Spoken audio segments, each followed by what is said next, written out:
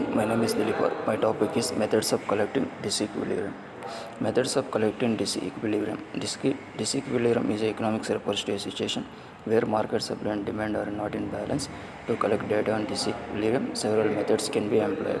Surveys and questionnaires collecting data directly from consumers and producers regarding their demand and supply preferences, price they are willing to accept, and quantities they are willing to buy or sell.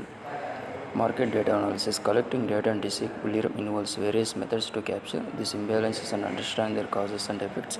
Existing market data such as sales volumes, inventory levels, price fluctuations, and production rates to identify discrepancies between supply and demand. Econometric models. Using statistical models to estimate and predict supply and demand curves and identifying points where these curves do not intersect at equilibrium.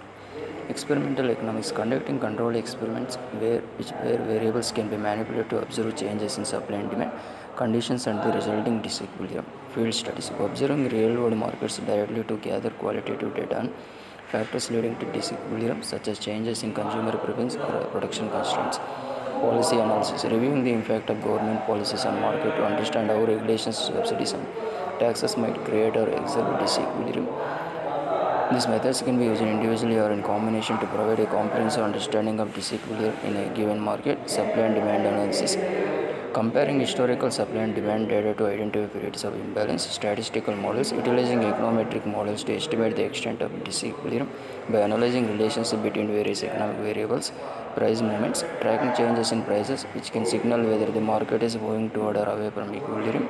Government and institutional reports. Reviewing reports from government agencies, financial institutions, and other relevant organizations that monitor economic conditions. Trade data. Analyzing import and export data to understand international influences on supply and demand. Inventory levels. Observing inventory levels in business to determine whether goods are accumulating or depleting quickly. Price movements. Tracking changes in prices which can signal whether the market is moving toward or away from equilibrium.